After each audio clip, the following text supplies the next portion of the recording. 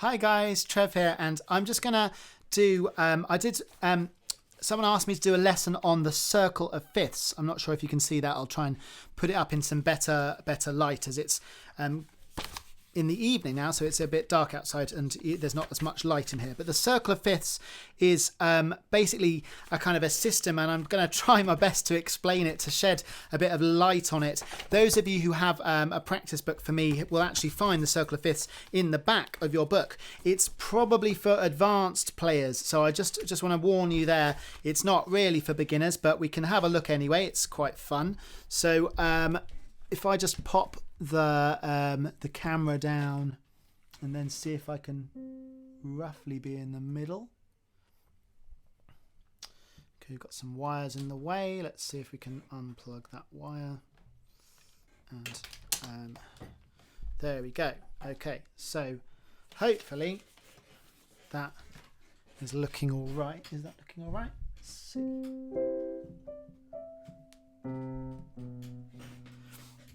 Okay, so basically the keyboard, I'm just going to talk from kind of the knowledge I know. So Western music, basically you've got keys. A piano is made up of white keys and black keys, as you can see, but the distance between each key actually changes. So you've got a tone and then a tone and then a semitone. So a semitone is one note. This is where guitar is actually easier, because one fret would be like that, going up like that. But to go up with just the white notes, you've got tone, so that's two notes, and then another tone, and then a semitone, and then a tone, and then a tone, and then a tone, and then a semitone. So, and from C to C is called an octave. Okay, so that's kind of the structure of a piano. So the circle of fifths, if you think we've got a C chord, so our C major, if we were to move that to another place, so maybe up a fifth, 1, 2, 3, 4, 5, to G, then we've got a whole new set of notes. If we were to start on G, then it would be G and then a tone, and then a tone, and then a semitone, and a tone, and then a tone, and then a tone, so that one becomes black, and then a semitone. So the key of G major has a black note. So that's a fifth up from the C major. Okay, so it does get confusing. Well, it's already a bit confusing, but okay, so from G major up a fifth, G, A, B, C, D. Okay, so you've got D major now. Okay, so D major, let's see if we can work out what D major is. So D, E, D, tone, so we've got F sharp, G, semitone, tone, C sharp, and D. So a D major would have an F sharp and a C sharp. And you can see this in your chart. So the D major has two sharps. So we've gone from C major to G major to D major, and then up from D major, 1, 2, 3, 4, 5, to A major. So the key of A major would be tone to C sharp, semitone, tone, I'm using my other hand as well, tone to F sharp, another one, G sharp this time. So if you kind of get the idea, you've now got a G sharp, so A major has got three sharps. So this is where the sharps kind of come from. They're all quite kind of common keys for beginners. Up from A, 1, 2, 3, 4, 5. I'll do it a little bit faster now, just because I might have lost. If I've lost you already, probably, probably I'm not going to get you back. You need to watch that first bit again. But for those of you who are still with me, I'll just kind of go a bit faster. So up 5 from A major makes E major. So now we've got 4 sharps. Okay, which is is really nice. E major is actually quite guitar friendly, so a lot of songs are written in E major because it's a friendly guitar key. But for pianos, it's not that friendly for beginners. So beginners will often play in like C major and G major on a piano, but E major is a nice key for guitars because you've got the open strings and stuff. So same thing, we're going to go a bit faster. Fifth up from E is B major.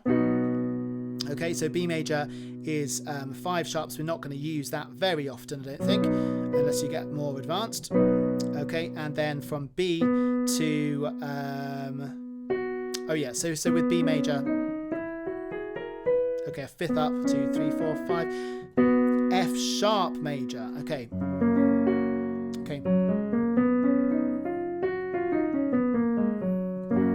Probably our least common. You can also call the F sharp major G flat major. Okay, so we're going to go past that, and now if you look at the diagram, we're actually halfway. So we've gone up fifths all the way to F sharp or G flat, and then we're going to go fifth again to now they're going to call it D flat because it's easier to call them flats. Okay, so D flat.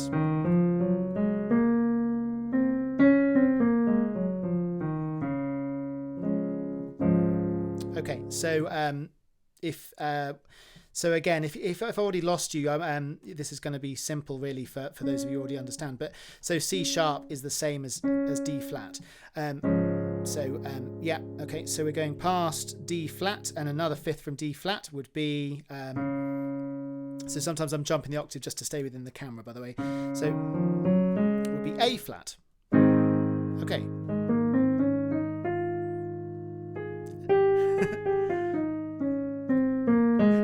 Should know my A flat scale better. Okay, so A flat major, then up fifth from A flat would make E flat. E flat major. So you can see some white notes coming back, okay? So if you look at the key signature of E flat major, it hasn't got a ridiculous amount of sharps and naturals. It's just got 3 flats. So we've got E flat, A flat, and B flat. Okay, so a fifth up from E flat is B flat. So B flat. Okay, and E flat and B flat are very nice keys for brass instruments like saxophones, perhaps trumpets. Actually, I'm not sure about trumpets, but certainly saxophones, clarinets, things like that. Love E flats, B flats, and they like the flat keys. Okay, so it's just the way the instrument has been made. Okay, so we've got B flat major. So a fifth up from B flat is F major. Okay, so F major. Guitarists don't really like F very much, but lots of other instruments do, and it's only got 1 flat. So in terms of piano, you may get onto F major really soon in your playing because it's only got 1 black note. So you'll be doing lots of white notes and just the odd black note. So you'll definitely come across that. Okay, and a fifth up from F is C. And if you remember all that time ago, C is where we started. So we are home. We've done the whole circle. Okay, so I think the reason it's called a circle of fifths is because it kind of completes, which is very, very nice. So you've got C to G to D to A to E to B to F sharp to D flat to A flat to E flat to B flat to F and then to C. Okay, so that's kind of in a nutshell kind of I think the idea of the fifths. They do have the circle of fifths, sorry. They do have a relationship with each other. A lot of jazz music sort of will go through the circle of fifths, and it makes a nice kind of walking pattern. Yeah, I won't. Well, there's many different uses of the circle of fifths. There's one more thing, just as we've got the diagram up, which is the relative minor, and I'm not going to spend ages more because I'll just go bananas with it. But so each key, if you look, has a relative minor, which is kind of down a third. So you've got A minor, which is a third down. there's quite a lot to talk about with minors and relative minors, natural minors, and harmonic minors and melodic minors and all of that sort of stuff, which is definitely too much for one lesson. So if you were to just have a look, A minor, E minor, B minor, F sharp minor, C sharp minor, and G sharp minor, and then E flat minor, and then B flat minor, and then F minor, and then C minor, and then G minor, and then D minor, and then A minor, which is back to where we started in the relative minor of C major. You can also go the other way around the circle. So I've gone clockwise, you can go anti-clockwise. I think that's enough because there's a lot more you can do with the circle of fifths, but I think I'll just let you have a play with it, and it just gives you a little bit of the relationship kind of to each other and how it was constructed, mainly I think because of a piano. I mean, I'm sure there's other reasons for it, but the kind of the mathematical structure of how to split distances within notes in the Western scale. Okay, so I hope that's useful in some way, and enjoy and have fun. Don't get too bogged down with the theory. Okay, bye.